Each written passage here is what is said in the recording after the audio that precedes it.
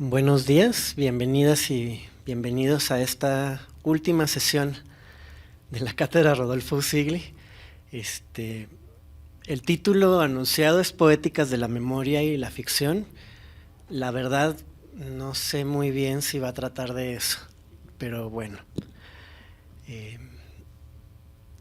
En cada sesión he intentado iniciar pidiendo permiso en nombre de un conjunto de voces en cuyo nombre hablo, pero que son también voces que me dan fuerza para hablar. Y bueno, en este caso, pues pido permiso para hablar en nombre de Daniela Rea y también de Liliana Gutiérrez de León, que quizá va a ver esto en algún momento. Y inicio con un poema que está vinculado a esta obra que quiero discutir el día de hoy, Daniela. Es un poema de Raúl Zurita. No nos hemos perdido. Infinitas batallas nos preceden. Incontables cadáveres hinchándose sin fin bajo las lluvias, y músculos y tendones rotos emergiendo como sueños entre los botones de tierra. Nos preceden veraces campos, fértiles trigales abonados solo con sangre, siglos enteros labrados a destiempo, generaciones igual que árboles quemándose en la tormenta, pero nosotros no nos perdimos. Entre las luces de las estrellas que no llegaron a destino y los ojos húmedos que chirriaron ardiendo en las antorchas, entre las cenizas de los cuerpos aún pegados a los muros, entre los mares derrumbándose y las falsas Ítacas refulgiendo frente a nadie, nosotros no nos perdimos. Miles de otras naves nos esperaban. Océanos de muertos nos querían llevar consigo. Sirenas como racimos nos llamaron con su canto, pero nosotros no nos perdimos. Y por eso ningún cadáver, ni ningún grumo de sangre que cantó cuajado en el hueso, ni ningún tendón roto vendido en el canasto, ni ningún amanecer asombrado entre los verdugos, ni ninguna ruina ni naufragio dejó de encontrar el cielo que es nuestro y es de todos.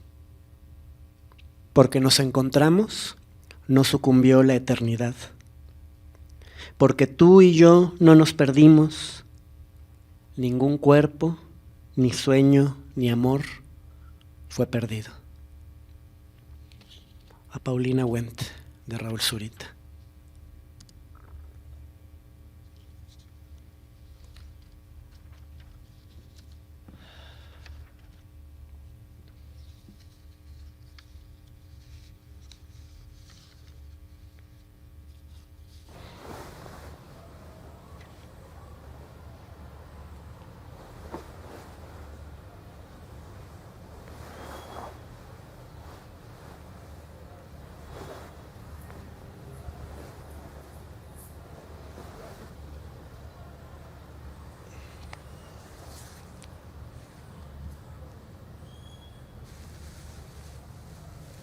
Lo primero que hacía al abrir los ojos era decirme, sí es real, sigo en lo mismo. Arturo está desaparecido, como hacerme un recordatorio rapidísimo de esto es la vida, Arturo está desaparecido, lo estás buscando, y sentir otra vez esa montaña de dolor y de tristeza. Y decía, es que no me quiero levantar de la cama. No puedo, no. Pero me acordaba que estaba embarazada. Y me acordaba que si yo no buscaba a Arturo, nadie lo iba a hacer por mí.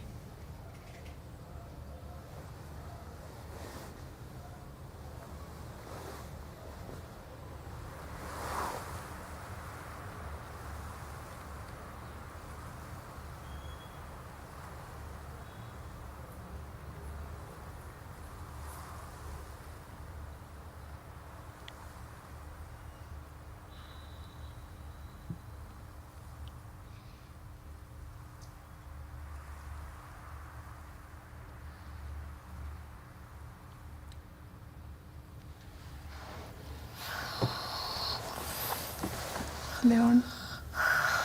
León. León. León. Buenos días. Buenos días, amor. Es hora de levantarse. Hora de ir a la escuela. León. León.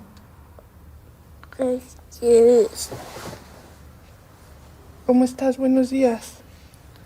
Bien. ¿Bien? Es hora de levantarse, mi vida. Es hora de prepararnos para la escuela. ¿Sí? ¿Qué te parece? ¿Nos levantamos? Sí. Órale, va. Arriba. Ay, no te aguanto. Es tan pesado. Eso. ver. Brazos arriba. Muy bien.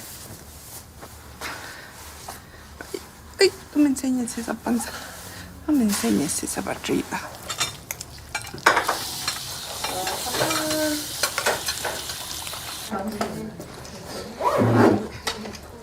Despídete de abuela.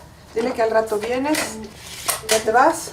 Un beso, un abrazo. Oye, anda. Bien, yo quiero una despedida bien. ¡Uy! ¡Me está haciendo un agujero! ¡Ay!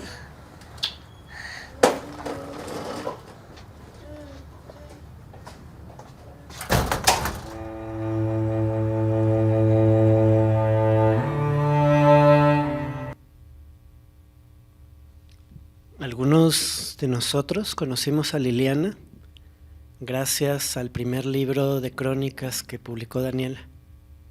Nadie les pidió perdón. Allí supimos de la búsqueda de Liliana por su pareja, Arturo, que fue desaparecido junto a Axel, su hermano, mientras viajaban en una camioneta hacia la frontera de Tamaulipas. Iban a comprar mercancía para revender en los tianguis de la Ciudad de México. También llevaban ropa y una cuna que Arturo había comprado para su bebé, que estaba a punto de nacer. Él y Liliana llevaban algunos meses viviendo juntos y desde que se conocieron habían decidido que querían ser papás. Gracias a la narración de Daniela que quedó guardada en ese libro, algunos supimos de los tatuajes de samuráis, golondrinas, calaveras y demonios que adornaban el cuerpo de Arturo, de cómo Liliana recordaba su olor impregnando la casa, de la belleza inhóspita de la carretera por donde a él le gustaba viajar, de los 2 meses que ambos pasaron en un departamento en el suroriente de la ciudad y de las palabras de ella que Daniela apuntó en su cuaderno para luego transcribir. La divinidad es la coexistencia de tanta belleza y tanto dolor. Supimos de la ausencia que habitaba la casa de Liliana, de su densa espera por el regreso de Arturo, de su búsqueda en cada fosa clandestina en aquel aciago año de abril 2011, poco antes de que México despertara con la noticia de que casi 200 cuerpos habían sido encontrados en las fosas clandestinas de San Fernando. Supimos de cómo San Fernando se transformó en un lugar que recuerda al infierno, de las búsquedas de Román, el padre de Arturo, de los 4 meses de embarazo de Liliana y de cómo en ellos, por compromiso con Arturo, tuvo que obligarse a aprender a vivir, a cuidarse, a dormir, a comer, a reír. Y escuchamos sus palabras que Liliana te dijo, apuntaste en tu cuaderno y después transcribiste para que quedaran guardadas en un libro. Hay un punto en que uno debe parar y seguir con la vida para no ser un desaparecido de la vida uno mismo. Leímos las conversaciones que ella tuvo con él frente al espejo antes de dar a luz, de las conversaciones que tuvieron en sueños, y supimos también del milagro de la vida, del nacimiento de León y de la decisión tomada por Liliana, construir un espacio de amor para que León pudiera crecer y ser un hombre feliz. El poema de Raúl Zurita, cuyas palabras tomé prestadas para iniciar, Fue escrito para su compañera Paulina Wendt, pero como todos los grandes poemas, se dirige a un sujeto solidario y misterioso. Está escrito para la humanidad que habita el tiempo del olvido y espera ser nombrada en el porvenir. Quizá no solo está escrito para ella, le pertenece también a Liliana, lo mismo que a León y a Arturo. Le pertenece a las miles de personas que en México y otros lugares participan de heroísmos improbables y secretos. A todos los que han sido como Ulises y atravesaron el mar, salvando sueños y nombres del naufragio. El poema también cuenta un secreto. En medio de la guerra, florecimos. A pesar de los siglos de dolor, algo se conserva y se transmite. Aunque parezca imposible, el tiempo de la eternidad se sostiene por nosotros. De ese poema viene también el título de esta película, que fue la ópera prima de Daniel Arrea y se estrenó hace algunos años en el Festival de Cine de Morelia. Tú me contaste que la película tardó 4 años en realizarse. Yo encontré en internet que antes tenía otro nombre en algún sitio. Lo que comenzó como un intento de contar la historia de Liliana y Arturo se fue volviendo más complejo conforme Daniela se daba cuenta de que necesitaba el encuentro con otra historia que dialogara con la primera. Y entonces apareció Alicia de los Ríos, militante y académica que había estado dialogando con Daniela desde hacía algunos años sobre el problema del terror de Estado y los desaparecidos en nuestro país. Y Alicia le contó a Daniela que ella misma era hija de una mujer desaparecida, militante de la Liga 23 de Septiembre, que también se llamaba Alicia de los Ríos. Alicia habita la historia de Alicia. Y como Liliana y León, participa de la fuerza de una herencia amorosa, al mismo tiempo que del dolor y la pérdida. En documentales que hablan de estos temas, y esto es algo que hemos estado platicando a lo largo de los días que compartimos, la denuncia a veces se asocia a un registro expresivo cruel. Se trata de retratar de la manera más precisa posible el mecanismo de la violencia para mejor denunciar sus efectos, de hacer que el corazón de los espectadores sienta esa violencia en toda su crudeza, de hacerlos despertar, a veces de maltratarlos un poquito. A veces el espectador en las salas de cine se puede sentir un poco rehén de esa maquinaria que es desmontada y denunciada por los documentalistas. A veces los documentales que hablan de estos temas tienen un cierto didactismo que está vinculado a su carácter informativo.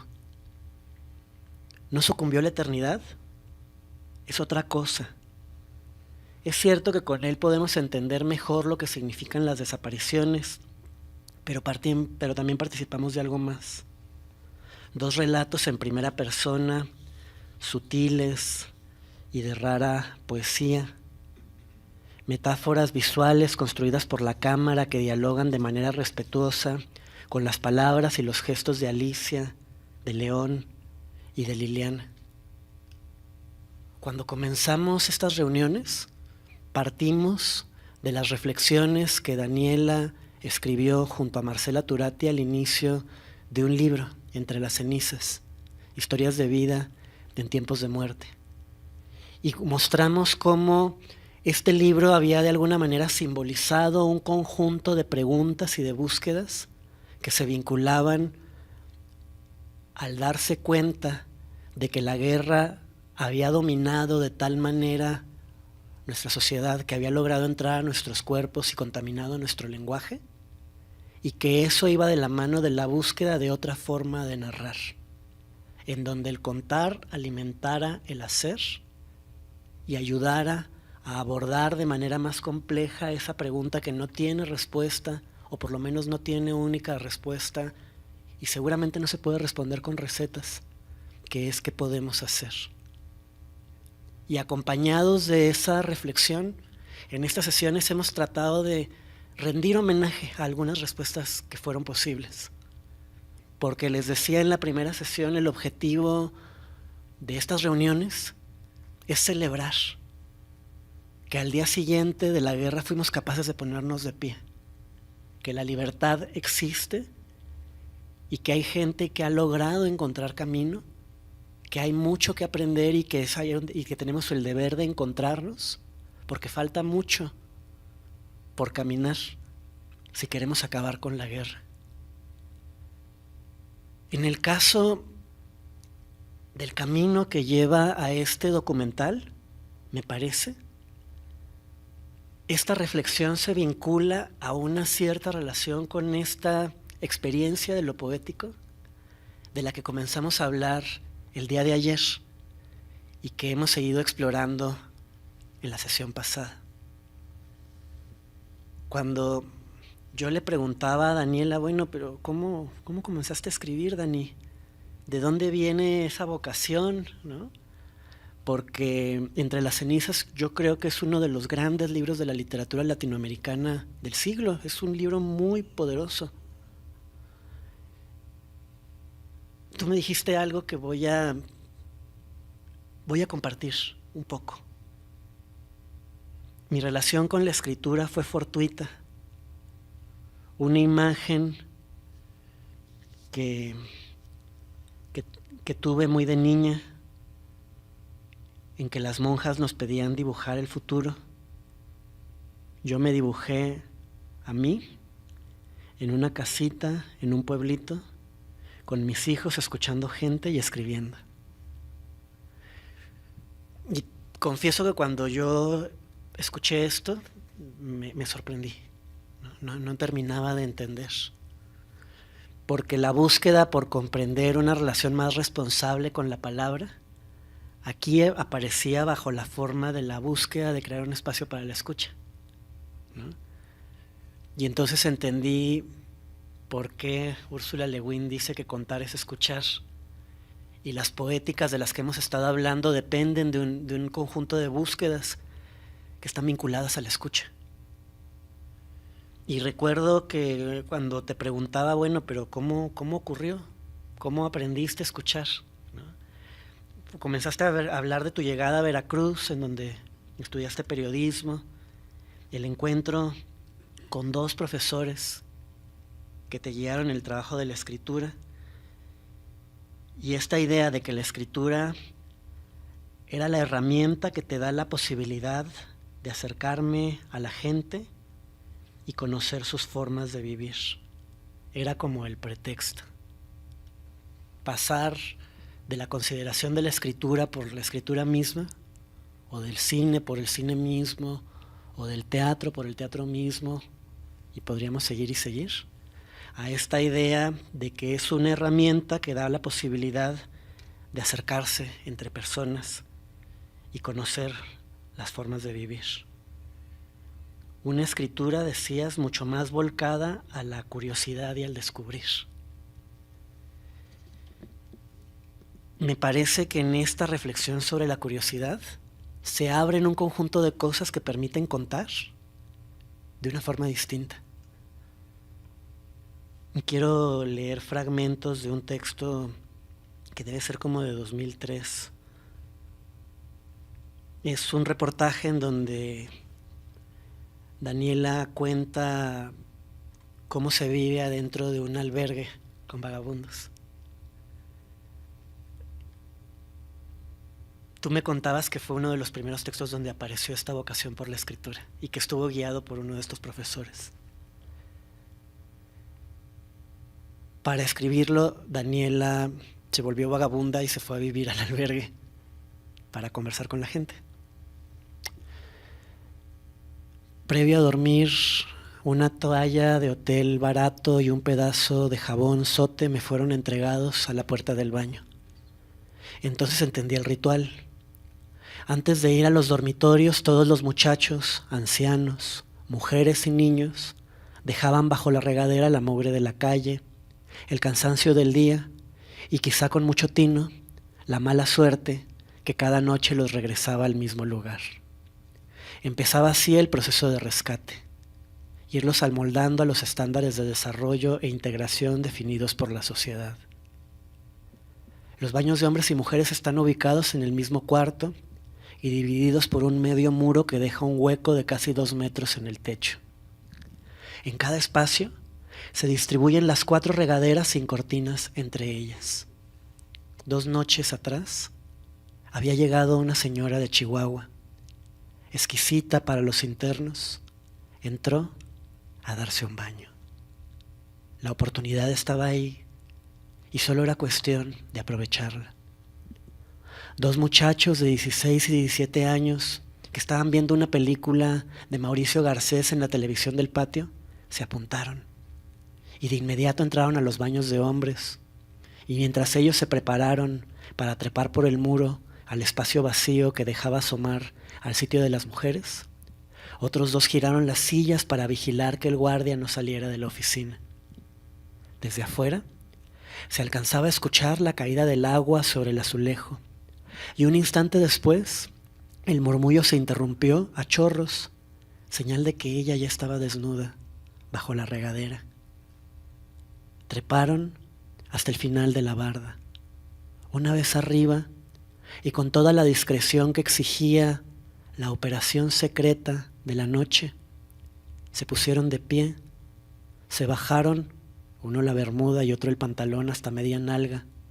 Sin respirar, fisgonearon a la señora, y mientras ella se tallaba con el pedazo de jabonzote que le dieron en la entrada, los 2 victoriosos se hicieron la manuela frente al resto del grupo, que desde el patio, excitados y revolcándose sobre las bancas, los observaba. Observadores, a su vez observados, y en cada mirada una moral distinta, la mía inevitablemente embarrada en estas líneas. Y cuando yo leí esto no pude evitar recordar una narración parecida de muchas décadas atrás que aparece en este libro que, si no me equivoco, fue uno de los últimos libros escrito, en realidad dictado, por Marek Edelman, el gran dirigente comunista de la insurrección del gueto de Varsovia, que se llama también Hubo amor en el gueto, que comienza con una confesión grabada a la que fue su secretaria y ayudaba a que Marek siguiera escribiendo libros, que decía: me han visitado muchas personas que vienen a hacer investigaciones y me parece curioso, porque de todas esas personas nadie nunca me preguntó si había amor en el gueto. Y también hubo amor en el gueto. Justamente por eso es que pudimos hacer todo lo demás. Voy a leer. Era Nochebuena. 2 de nuestros enlaces vivían en la calle Miodofa, en el edificio que hoy alberga la Escuela Nacional Superior de Teatro. Regresaron a casa cuando ya había oscurecido y empezaron a desempaquetar la compra. Estaban sacando los diversos productos cuando alguien llamó a la puerta. Era un señor mayor de larga barba, un judío que hacía media hora había logrado huir de la comisaría donde estaba metido. ¿Se conocerían de antes? Difícil de decir.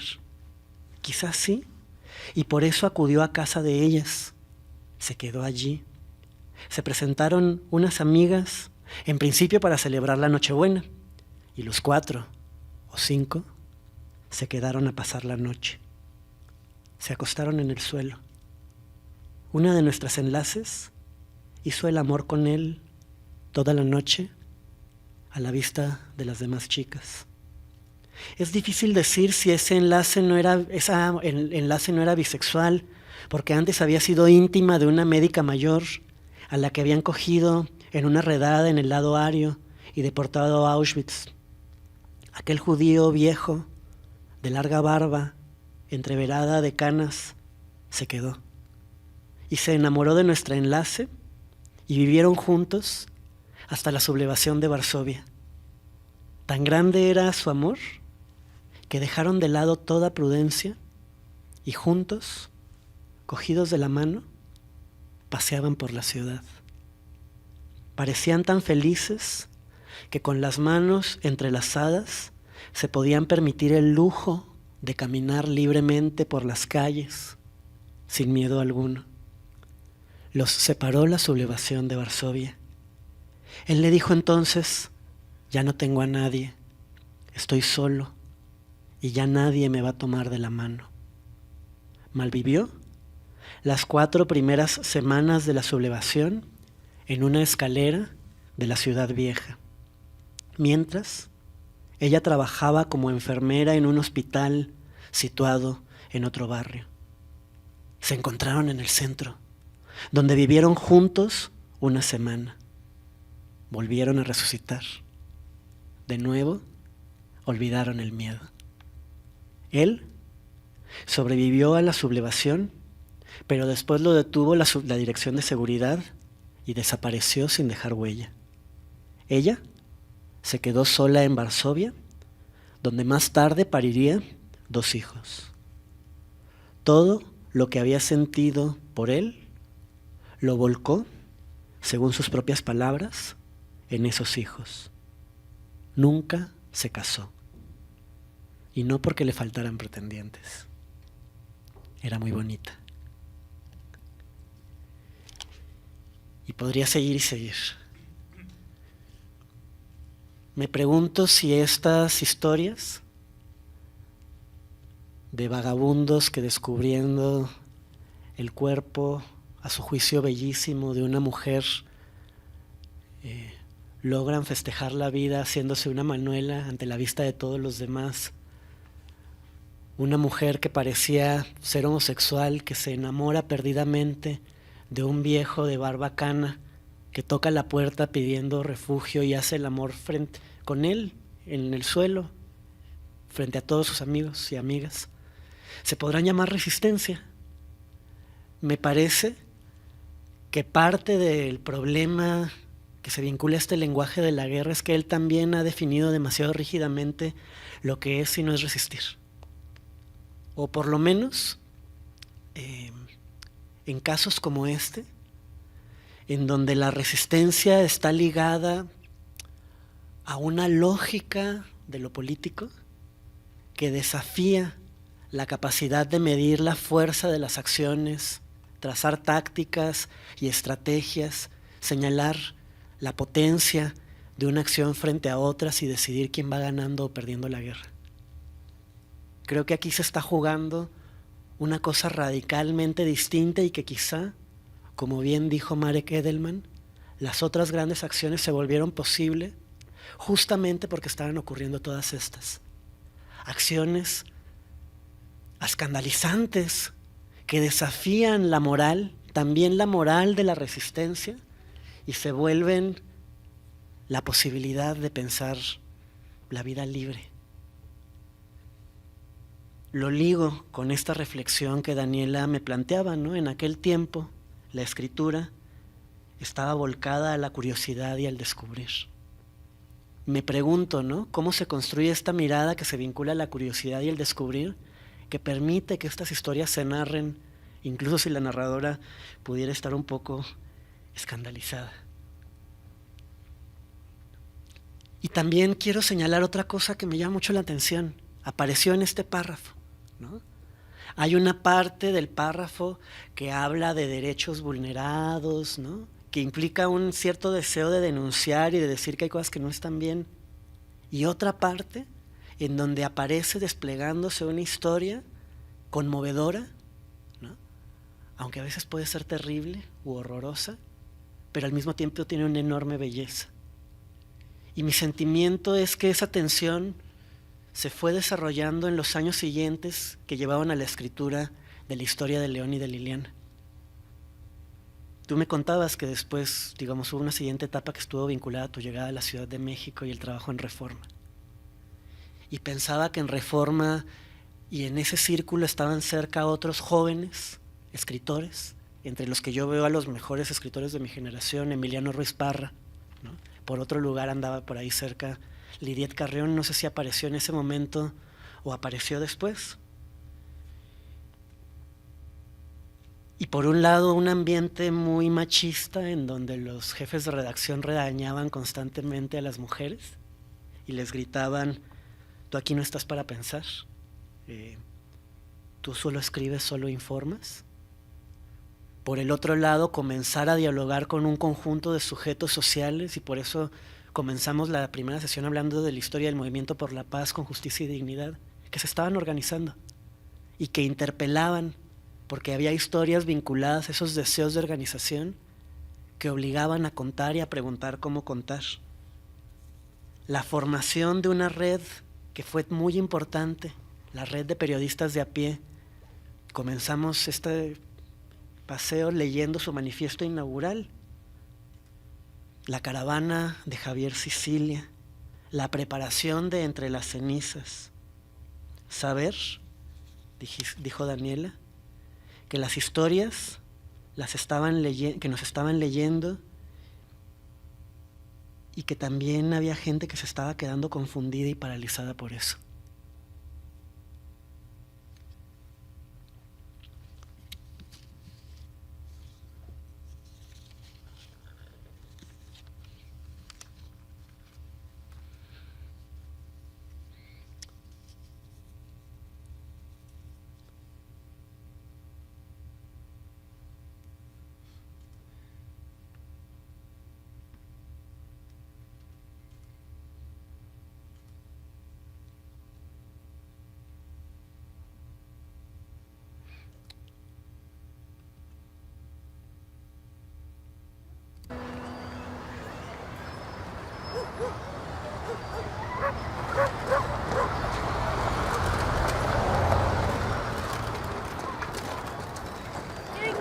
¿Quién quisiera un hombre negro? Yo.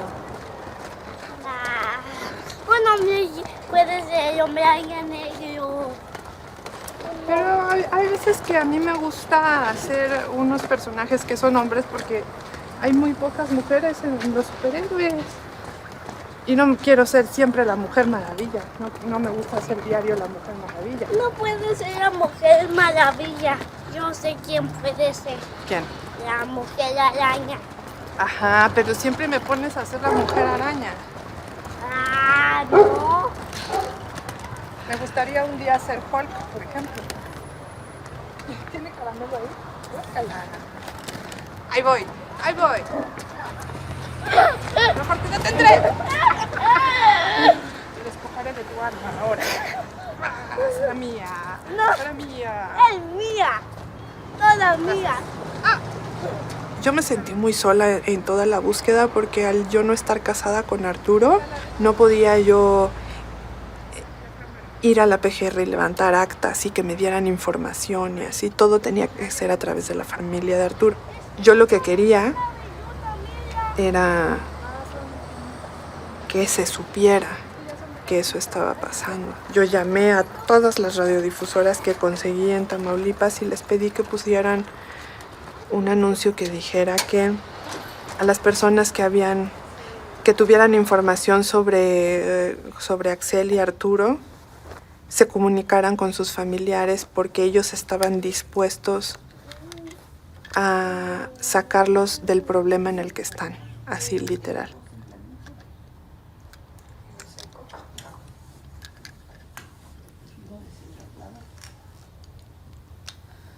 Mira. ¡Ay! ¿Qué es eso? No sé. Una escalera doble. O se parece a un dinosaurio. ¿Ah, sí? Ah, sí, estos son sus picos. Le voy a hacer su cola.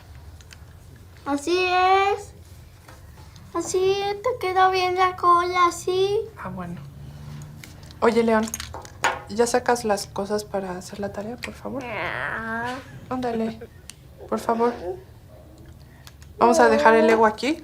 Más tiempo a jugar. Después de hacer tarea, vamos a poder jugar toda la tarde. 6, 7 y 8. Y ahora aquí, ¿este número cuál es?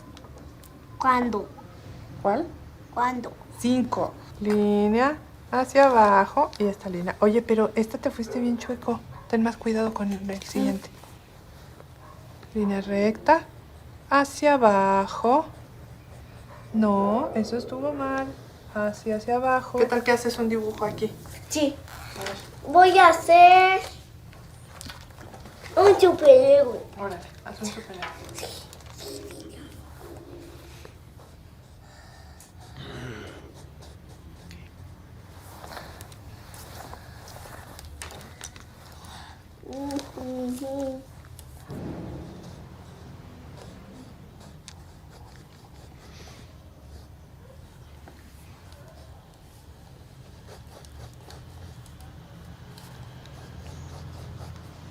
Oye, ¿sabes que no hay que tatuarse con una aguja, verdad?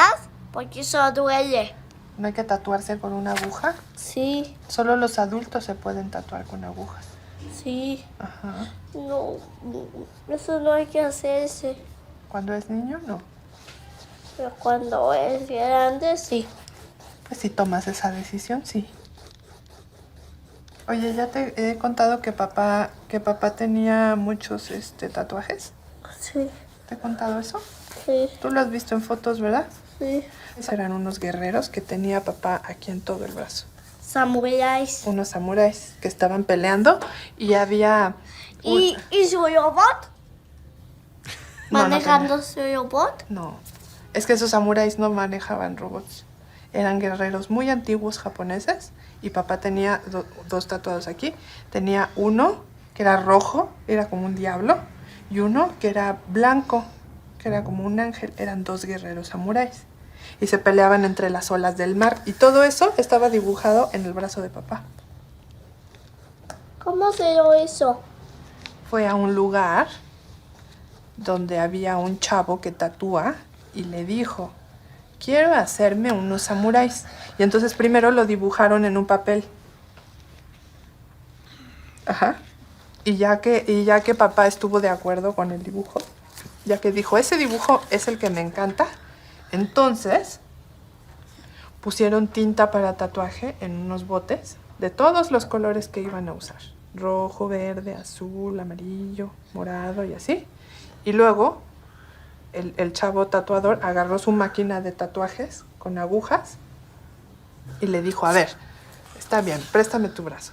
Y mojó así en la tinta y le picó así. Y aquí le fue dibujando,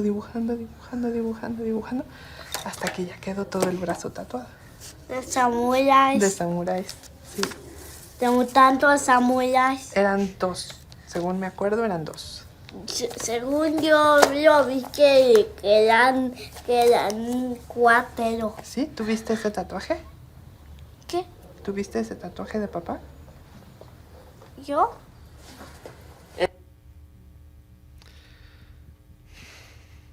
Maravilloso, ¿no? La primera cosa que a mí me pasó, digo, además de la profunda asombro y la profunda sensación de consuelo cuando vi la película, fue una cosa muy práctica. Yo decía, pero la cámara de Daniela está en la cama con Liliana. Están acostadas en la cama platicando y jugando. Y después grabó la voz en donde Liliana cuenta otra cosa. O aquí, o sea, la cámara está detrás del hombro de León, ¿no? O en este momento en donde van caminando, y uno tiene la oportunidad de escuchar una conversación que son de esas de las grandes conversaciones de la vida, ¿no? Ya a veces me canso de ser la Mujer Maravilla, pero puede ser la Mujer Araña, pero tú siempre me pones a hacer a la Mujer Araña y es una conversación sobre el heroísmo, sobre el cuidado, sobre la fuerza, ¿no? Sobre el deseo de ser un héroe, sobre el cansancio, que deja en el silencio la parte más importante de la conversación. Son justo el tipo de cosas que es difícil mirar porque no hay una mirada que sea capaz de guardarlas. Y además del asombro y el consuelo, yo tenía una pregunta técnica. ¿Cómo le hizo para Dani, para meterse a la cama con Liliana y con León? de tal manera que emergiera la grandeza de ese niño, que yo creo que es el protagonista auténtico de esta película. Y claro, al final de la primera, del preestreno de la pieza, de la película, estaban ahí Liliana y León y también Alicia, y hablaron. Y entonces ahí comencé a entender un poco. Recuerdo que Liliana dijo: queríamos construir recuerdos para León. Me di cuenta de que comenzaba a olvidar cosas de Arturo y le pedí ayuda a Daniela. Cuando conversábamos de esto por teléfono hace algunas semanas, tú me decías que esto estaba vinculado como una ruptura, ¿no? Después de esa segunda etapa de aprender a contar, guiada por las organizaciones, por los encuentros, con las periodistas de a pie, algo pasó, quizá también con el lenguaje de los derechos humanos y la moral, y al mismo tiempo comenzaron a emerger un conjunto de historias que era difícil contar y de detalles que incomodaban cuando se contaban.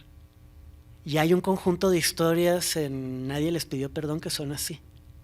Entre ellas la historia de Liliana, que yo recuerdo la primera vez que compartimos este libro en un espacio de defensa de derechos humanos, interpeló y enojó a mucha gente. A gente que tenía familiares desaparecidos de los años 70 y decían: es que eso no es resistir. Resistir es estar buscando a tus familiares hasta el último día de tu vida. Y resistir es cuidar, ¿no? ¿Qué si resistir es cuidar? Y recuerdo que en ese preestreno, mientras Liliana hablaba de este deseo de construir recuerdos para León, y yo escuchaba inventar recuerdos, ficcionar recuerdos para él, la mano de Dani acariciaba el cabello de León, que ya tenía 6 años. Y recuerdo que mientras Liliana hablaba, León, como ahora Sol, saltaba, jugaba, insistía, hacía ruiditos. Que Daniela lo abrazaba cuando pasaba cerca suyo, y que en 2 momentos León tomó el micrófono, pidió la palabra y nos contó cómo se sentía tras ver la película ya terminada, que fue nombrando a los miembros del equipo para darles las gracias, que habló de la tristeza que siente por la historia de su papá. Y entonces pensé que la película tenía que ver con un esfuerzo de transmisión, para que un niño pueda heredar algo que su madre está olvidando. Y ahí también me comencé a entender algunos detalles que me parecen muy interesantes, ¿no?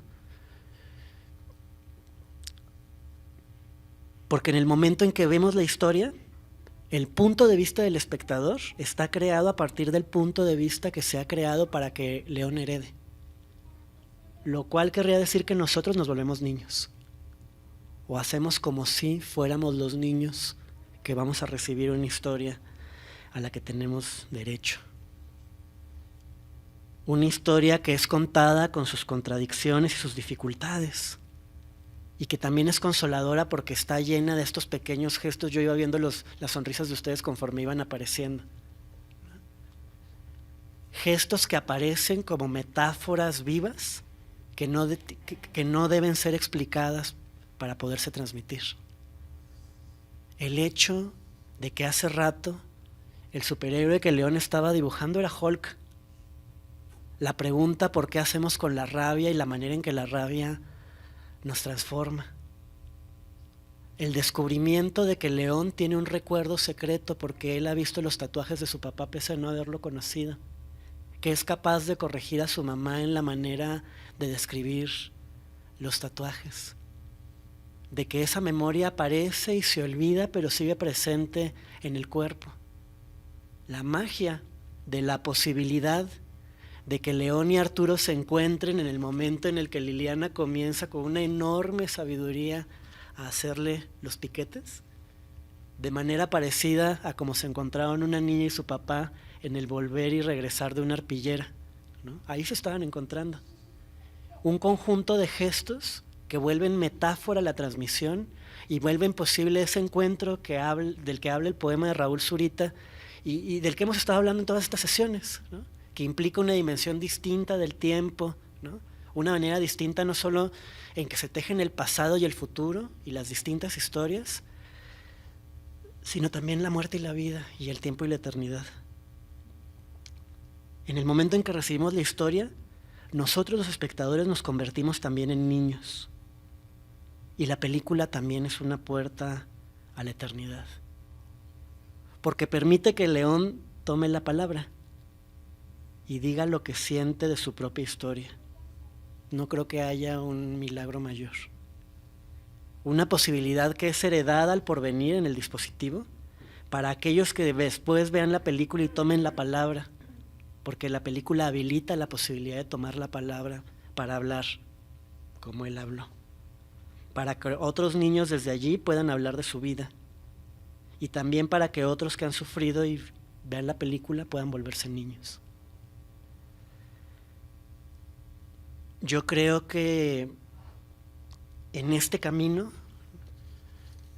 fue muy importante el encuentro con un conjunto de personas que estaban experimentando cosas similares en el momento de escuchar y de contar. Ahorita, como tuvimos algunos problemas para iniciar, no puedo extenderme mucho, ¿no? Pero sí quiero por lo menos mencionar que en 2007 llegó a México Emanuela Borzachello, joven mujer italiana que ha hecho su casa en Ciudad Juárez, que heredó una historia de lucha, pero también de reflexión construida colectivamente y sobre la cual escribió un libro que va a salir en unos meses más en la UNAM, que cuenta la historia de las reflexiones de las mujeres de Juárez sobre lo que hace la violencia en el cuerpo y lo que es posible construir para sanar. Y que cuenta una historia que, como muchas de las historias que hemos contado acá, gira en torno a la posibilidad de la belleza, a la belleza como un derecho, a cómo para contar esa historia Emanuela tuvo que aprender a mirar en las calles de Juárez, ayudada por sus amigas, que Juárez es un lugar hermoso.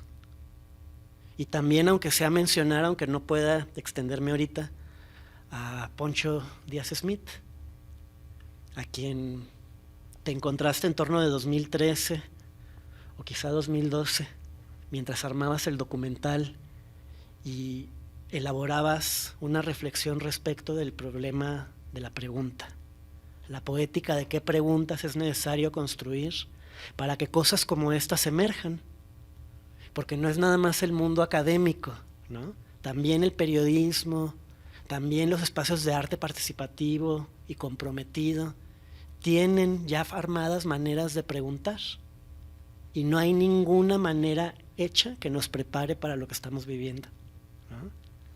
Lo inédito de esta situación, pero también la dignidad de las personas que atestiguamos, exigen mantener siempre abierta la reflexión por la pregunta.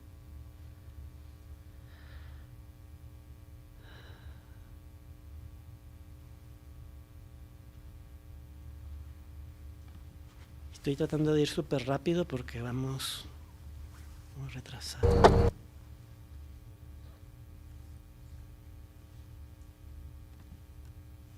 Así poquito me cuesta mucho trabajo.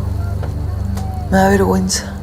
Ese grupo minúsculo de personas.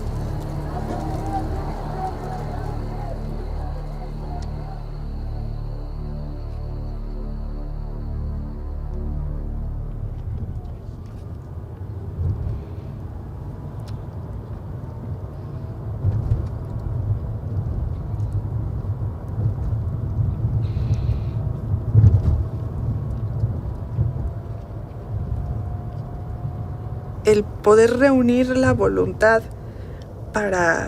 o el valor, o no sé, de mantener la calma, de transmitirle paz a mi hijo, de hablar con él y decirle, esto que estoy sintiendo está pasando porque tu papá no está. Quiero que lo entiendas desde que estás allá adentro, quiero que lo entiendas, quiero que sepas por qué me siento así.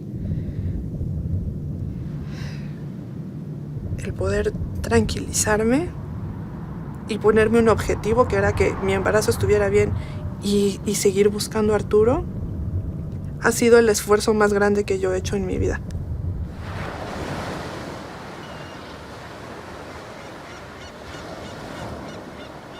No es nada fácil dejar de lado lo que uno quiere hacer por lo que uno debe de hacer.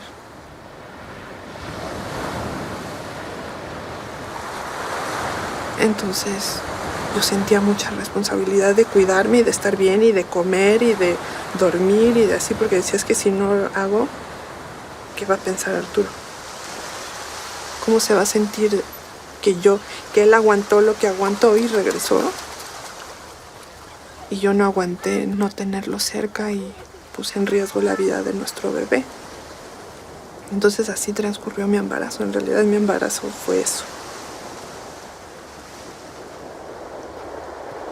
Entonces, ¿tú me esperas aquí? ¿Sí? Bueno, no te muevas de aquí, ¿eh?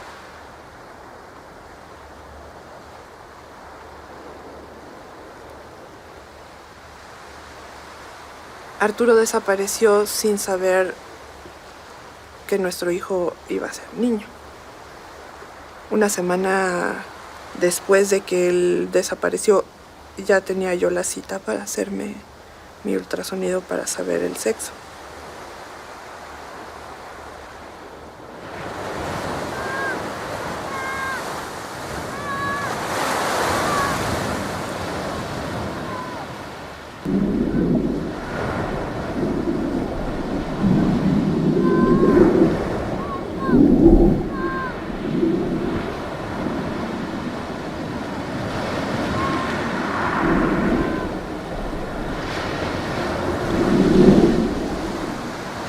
En el día en el que nació León, traté de no ponerme triste por Arturo. Me acuerdo muchísimo que el día que nos fuimos al hospital, fui al espejo, me vi la panza por última vez, me tomé unas fotos y miré al espejo y le dije a Arturo, vamos a hacer esto. O sea, ya van a hacer, aquí estoy, lo voy a hacer por ti y por mí. Espero que estés conmigo, donde quiera que estés, espero que estés conmigo. Recuerdo que el médico me dijo, ya la vamos a meter al quirófano. ¿Quiere que le avise a su esposo? Le dije, no, es que mi esposo no está aquí. Y me vio con una cara muy rara. Me dijo, entonces ¿quién la acompaña? Yo a mi familia, a mis papás. Ese fue el único momento en que me sentí mal. Y tuve a mi hijo.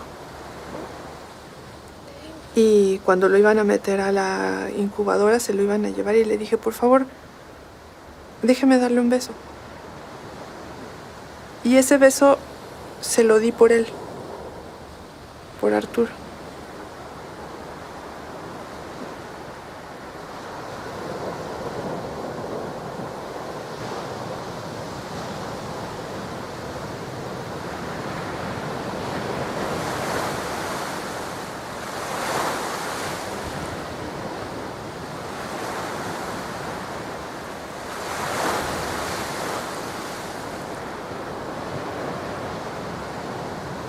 Cuando vine con tu papá a esta playa, el mar estaba así igual que ahora, igualito. Las olas estaban así fuertezonas. Nos metimos, tu papá y yo, a nadar hasta más al fondo. ¿Tú crees? Y tú ya estabas en mi panza. Entonces tú te metiste con nosotros a nadar hasta allá, hasta el fondo. ¿Tú crees que lo sentiste? ¿Que sentiste el mar? Sí, En mi panza. sí. Entonces también sentiste a papá. ¿Sentiste el mar? ¿Sentiste a papá cuando estaba aquí con nosotros?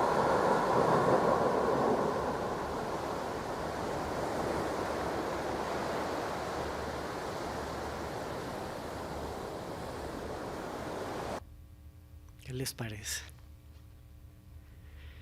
Y quiero señalar rápidamente algunas cosas que no sé si son completamente conscientes, ¿no? Pero que van articulando una poética de enorme belleza. Caminar por un túnel oscuro, como en otras partes, bajar al fondo de la tierra y luego emerger a un espacio que está pintado con flores. Meterse a un mar de infinita belleza, que cuando uno se sumerge parece reflejar también el infinito de la muerte. Dejar a un niño con frío unos instantes en lo que te metes al mar y saber que esos instantes pueden durar toda la vida, ¿no? Hay un conjunto de metáforas que están allí sueltas, ¿no?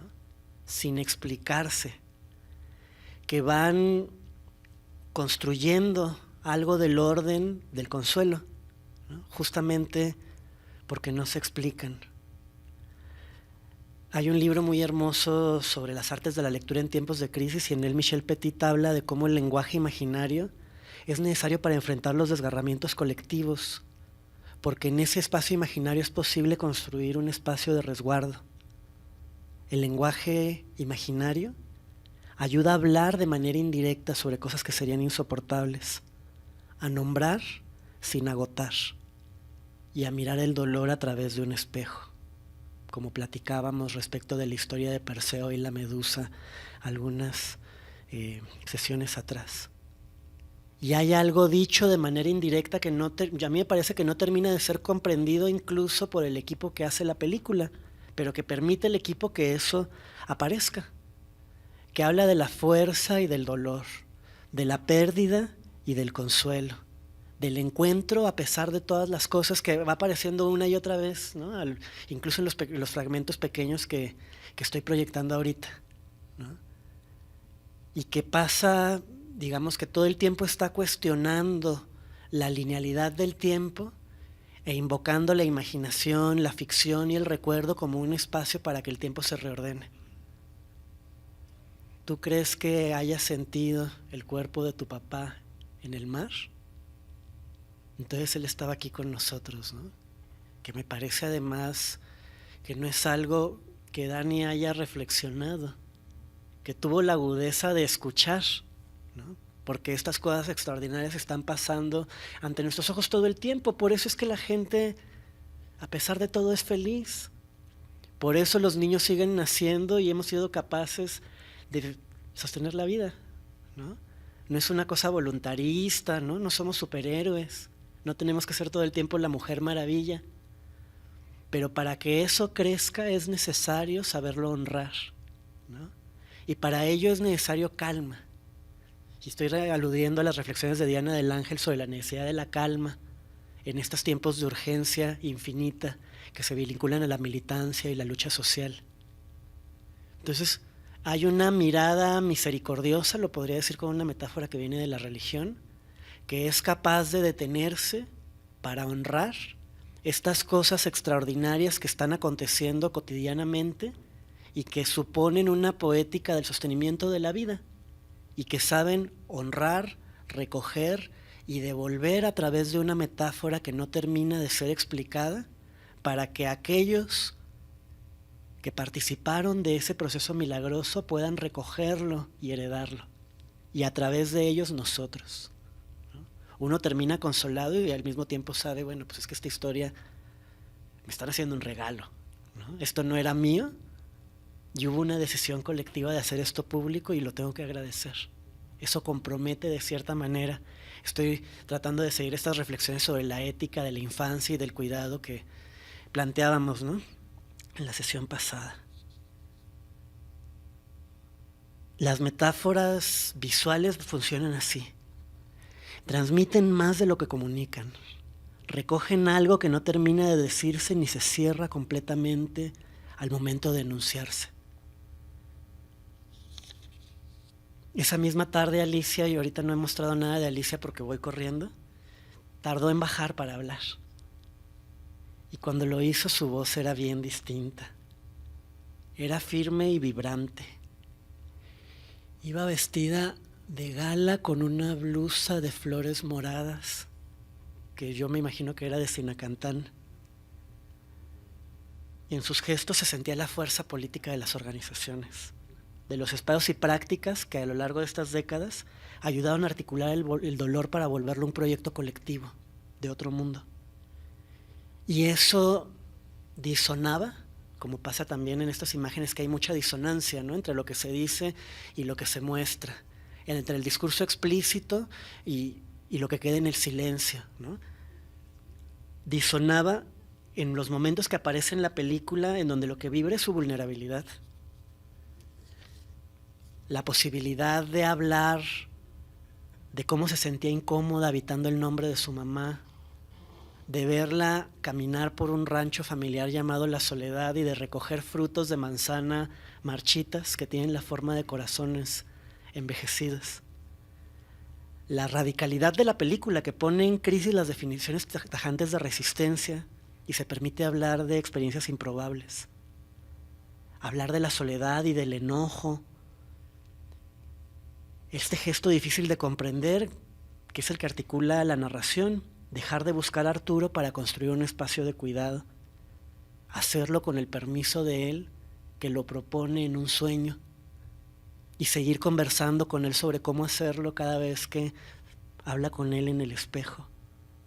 Ayudar a que el heredero crezca feliz y sano, permitir el descanso, que es otra forma del cuidado, porque se sabe que en el descanso crecerá otro tipo de fuerza. Impedir de esa manera que la violencia gane la partida final y al mismo tiempo no ocultar nada de la historia de su papá. Ayudar a que su papá esté presente cotidianamente en estos gestos que tienen algo de la poesía y algo de la magia. Confiar en que el trabajo de la herencia va a ayudar a que madure un día propicio una forma de justicia que ojalá toque la justicia institucional, pero que es mucho más grande. Esta es la justicia verdadera. Y esta justicia no nos la pueden quitar. Cuando yo comencé a pensar esto, pues todavía no era papá, ¿no? Pero ahora entiendo todavía más lo que se juega en este esfuerzo de transmisión. Lo entendía un poco porque también no era padre, pero sí era hijo. Y me sentía reconocido en este esfuerzo de horadar la injusticia para abrir un espacio de descanso que permita el crecimiento y la transmisión. Mi mamá también decidió que su mayor acto político que podía hacer era crear un espacio amoroso y seguro para que yo floreciera.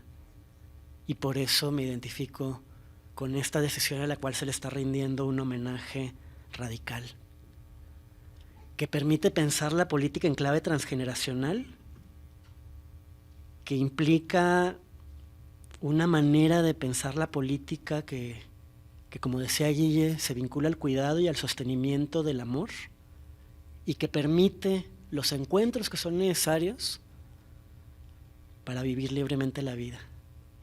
Mostrar que el cuidado cuesta esfuerzo, ¿no? Eso aparece todo el tiempo a lo largo de la película. Sostener un espacio de tranquilidad y felicidad para los frágiles y permitir que allí madure una promesa secreta.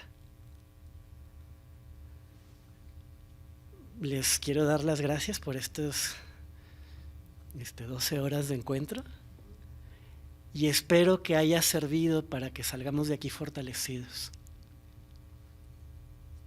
Y ya.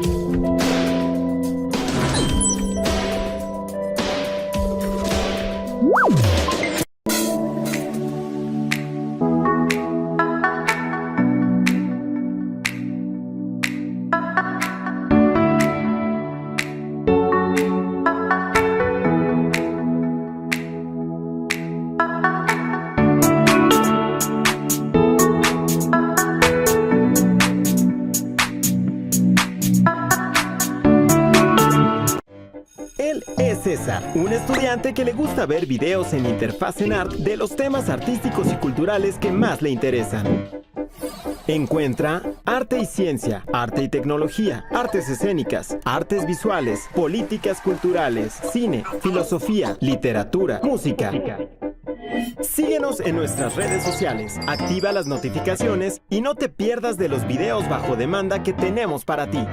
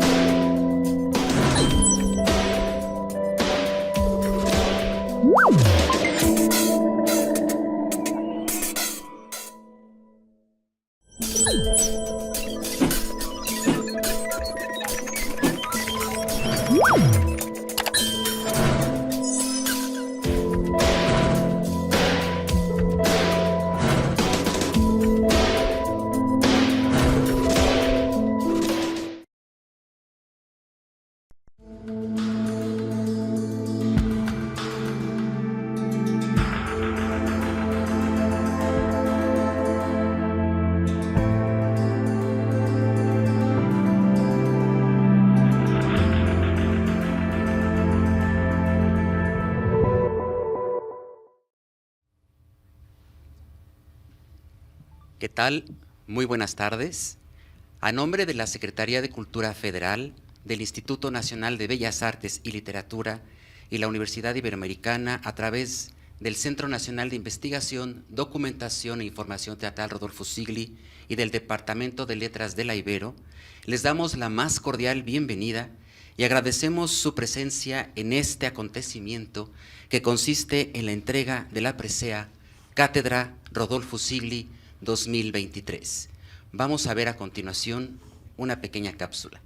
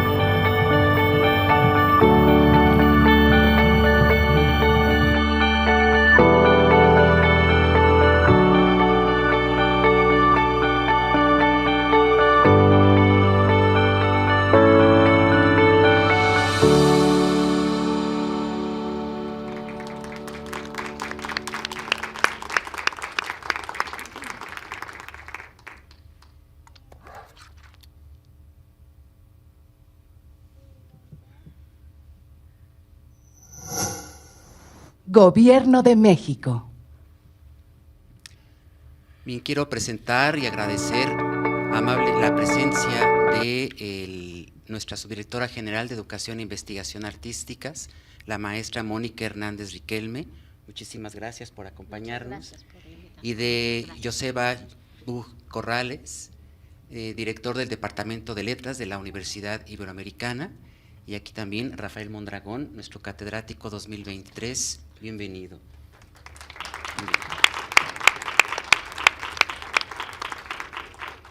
En primer lugar, me es grato recordar la valiosa colaboración entre el CITRU y el Departamento de Letras de la Universidad Iberoamericana, que nos ha permitido llevar a cabo una tarea sostenida de intercambios tendientes al impulso de las actividades que en materia de educación e investigación han tenido a bien enriquecer el panorama académico sobre nuestras prácticas artísticas y sobre los movimientos sociales, políticos y culturales en torno de los cuales la vida de la escena y de las teatralidades encuentran sitio para el conocimiento profundo sobre el devenir de las comunidades. En un entorno vertiginoso que apenas da lugar para detenerse a pensar y observar de manera crítica y constructiva, coordenadas de comprensión y enriquecimiento sobre la vida y los conflictos que emergen en la convivencia social, en las embestidas mediáticas, en entornos de salud que colocan al cuerpo en zona de riesgo y en contextos de violencia perpetradas por el crimen organizado.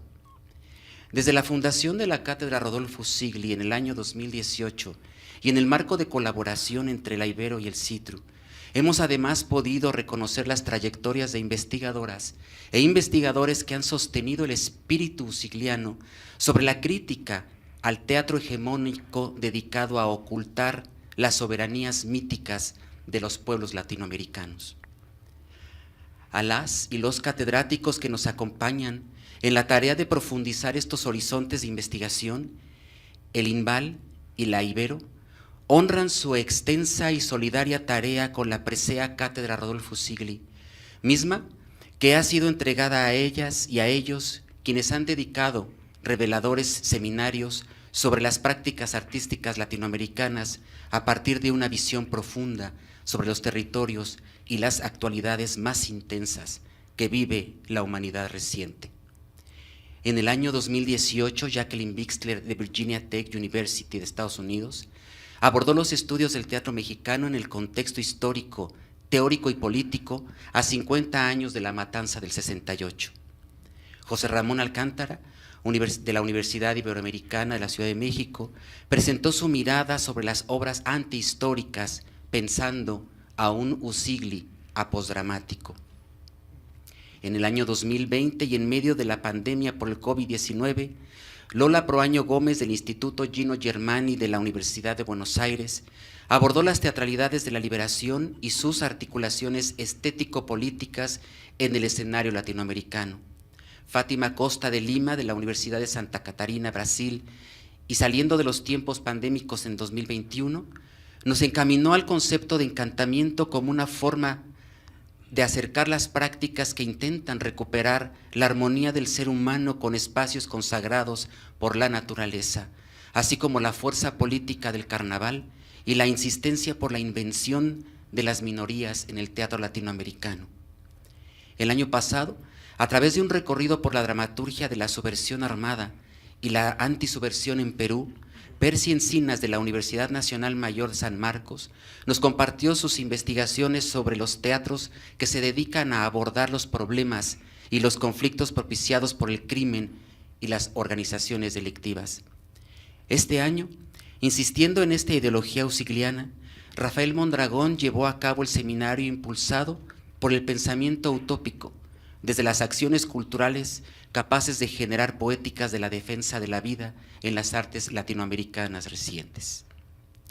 Es, pues, un honor para nosotros entregar hoy la medalla Cátedra Rodolfo Sigli al doctor Mondragón, para lo cual agradecemos la presencia de la Subdirectora General de Educación e Investigación Artísticas del INVAL, la maestra Mónica Hernández Riquelme, y el doctor Joseba Buch Corrales, director del Departamento de Letras Modernas de la Universidad Iberoamericana. Así pues, entonces, cedo en primer lugar la palabra a Joseba Bug Corrales, por favor. Bueno, pues muchas gracias Arturo, Mónica, Rafa. Es un verdadero placer estar aquí y también estar con todos ustedes, ¿no? Como actual director del Departamento de Letras de la Universidad Iberoamericana. Y agradezco mucho las palabras tan hermosas que acabas de decir, Arturo. Aparte porque son hermosas, porque como soy relativamente nuevo en el puesto, cometí el error de mirar a los focos y ya me había quedado deslumbrado y no veía lo que tenía que leer. Digo, ¿y ahora qué digo? ¿No? Pero ya recuperé la capacidad de visión, ¿sí? Entonces, bueno, repetir nada más que eso, que es un placer estar aquí entre ustedes, asistiendo a esta jornada de la Cátedra Usigli, conmemorando, entre otras cosas, el natalicio de este dramaturgo que tanto contribuyó a la modernización del teatro mexicano posrevolucionario. A mí me tocó varios seminarios con el inolvidable José Ramón Alcántara estudiarlo, ¿sí? Me acuerdo de una alumna, Hilda Saraí, que lo estudiaba con particular énfasis y con la cual debatíamos el tema de las coronas y otras cuestiones, ¿no? Me tocó de refilón estudiar esas obras. Y bueno, decir que la Universidad Iberoamericana ha sostenido a lo largo de los años un intenso interés en el teatro, sobre todo a través de esta figura y de este trabajo, ¿no? De José Ramón Alcántara, que falleció, ya lo habrán dicho muchas veces a lo largo de esta jornada, hace relativamente poco. Él fue mi maestro y mi director de tesis, y aprovecho también esta intervención para rememorarlo. Sé que también fue receptor de la medalla Rodolfo Usigli, que hoy vamos a entregarle a Rafael Mondragón, y ya no sabía si los datos eran correctos, pero sí, efectivamente acabo de ver en el video que fue en 2019, ¿no?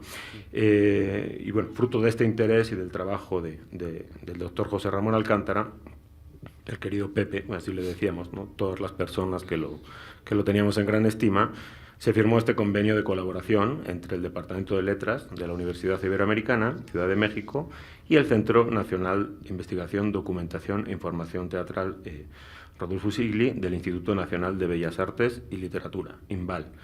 Y de este convenio derivan, no está de más recordarlo, la Cátedra Usigli, la jornada académica que en torno a esta cátedra ha tenido lugar y la entrega de la medalla que vamos a hacer ahora. Entre otros productos, ¿no? Porque también han salido bastantes libros de investigación y de creación teatrales y varios congresos centrados en materia teatral. Respecto de la medalla Rodolfo Usigli, añadir también, ya lo ha dicho Arturo, ¿no? Que en años anteriores ha sido entregada a figuras de este ámbito cultural teatral, ¿no? Como Jacqueline Bixler, ¿no? Tuve el placer de ser sinodal con ella en un trabajo de titulación, el propio José Ramón, a quien ya he mencionado varias veces, Fátima Costa da Lima, de la Universidad do Estado de Santa Catarina, Brasil, Lola Proaño Gómez, de la Universidad de Buenos Aires, y Percy Encinas Carranza, ¿no? De la Universidad Nacional San Marcos de Perú. Y bueno, en este año 2023, sí, tanto la Universidad Iberoamericana como el CITRU convinieron, también lo he anticipado aquí, a entregar este reconocimiento al doctor Rafael Mondragón Velázquez, que es académico de la UNAM, tras habernos impartido el seminario Poéticas de la Defensa de la Vida en las Artes Latinoamericanas Recientes, ¿no? Y en el marco de esta jornada pues se le va a hacer entrega de esta medalla. Y eso sería todo por mi parte. Muchas gracias.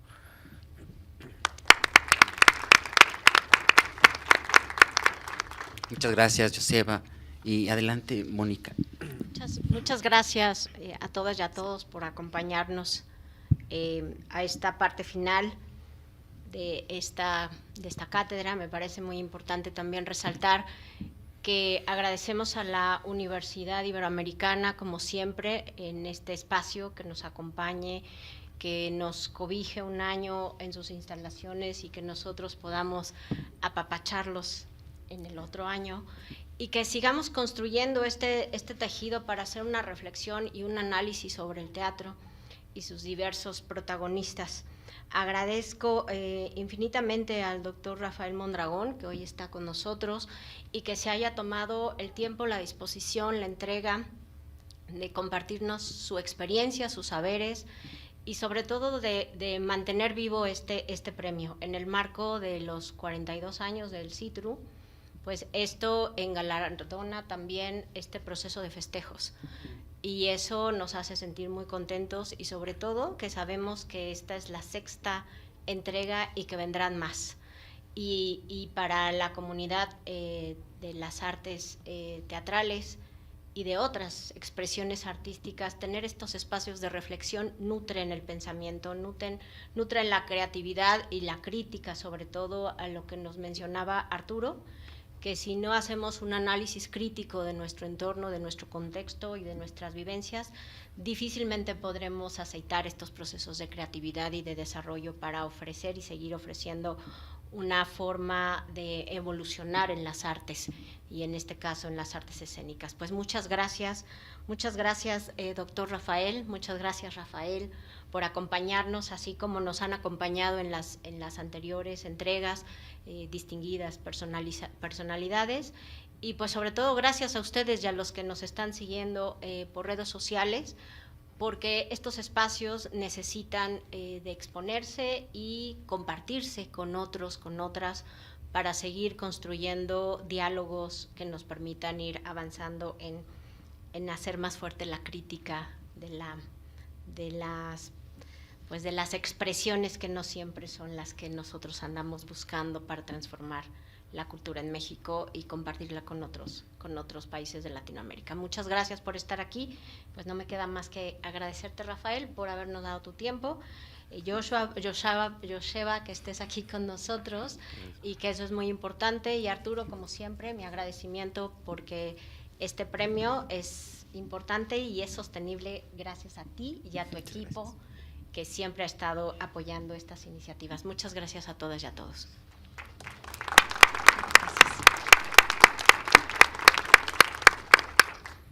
Bueno, pues si gustan entregarle la medalla a Rafael, ¿no?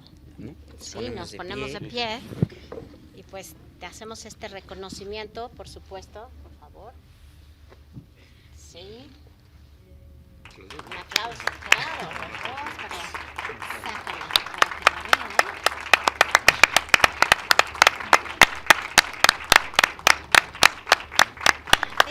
Vente, mi amor. Por acá, por acá. Pero por este lado, mi amor. Por abajo, a ver. Vente.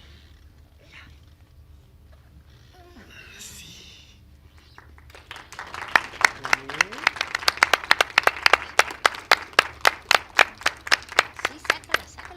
¿La quieres sacar? Y bueno, si nos regalas unas palabras, Rafa. Claro que sí. ¿De pie o sentado? Como tú quieres. Ya.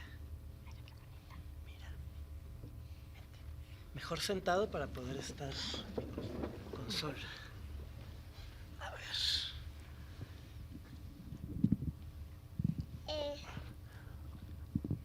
Bueno, yo quiero darles las gracias a la...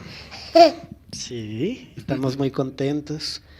Darle las gracias a la Universidad Iberoamericana y al Instituto Nacional de Bellas Artes y por supuesto al CITRU. Con la Ibero me siento muy cerca, además porque vengo de formación jesuita y yo creo que muchas cosas que están vinculadas a esa formación estuvieron presentes en estos días, sobre todo respecto de un ideal de justicia que no está desligado de la construcción de un saber con vocación, digamos, de complejidad, que las comunidades religiosas han sostenido en México en condiciones de mucha violencia, de desigualdad y de injusticia. Y del CITRU, porque el CITRU, como otros espacios de investigación y de educación del instituto, me parecen espacios modélicos. Con todo lo difícil que es sostener espacios de este tipo, y más en el contexto que estamos viviendo en México, de precariedad, préstame tantito, cada vez mayor, y también en lo que representan este tipo de espacios como alternativa frente a las formas de construcción de saber instituidas que priman en un cierto modelo universitario neoliberalizado, ¿no?, que gira en torno de la producción de papers, de índices de calidad construidos con criterios que no necesariamente reflejan lo que es importante producir para nosotros. Y la sobrevivencia y el crecimiento de espacios como estos son motivo de esperanza. Y lo pienso también en vínculo a algo que me gusta mucho del CITRU, que admiro y de lo que me siento parte, que tiene que ver con la circularidad entre pensar y hacer, entre crear e investigar. Espérame tantito, amor. No. Que fue algo que a lo que traté de rendir homenaje durante estos días, porque yo entiendo la producción de saber responsable, o por lo menos esa ha sido mi apuesta, en términos de la posibilidad de construir un espacio para pensar complejamente y libremente, para construir un horizonte alternativo de vida. Y creo que eso está en el centro de este movimiento virtuoso entre crear e investigar, que es propio del instituto, no solo del CITRU, pero que le da una calidad especial al trabajo de muchos investigadores e investigadoras de acá, a los que admiro, y por eso deseo que ese modelo se extienda y se fortalezca, y sea reconocido en su especificidad y su dignidad. Y para eso, pues nosotros, toda la comunidad académica en México, tendremos que empujar, ¿no? Que así sea, y muchísimas gracias. Que así sea.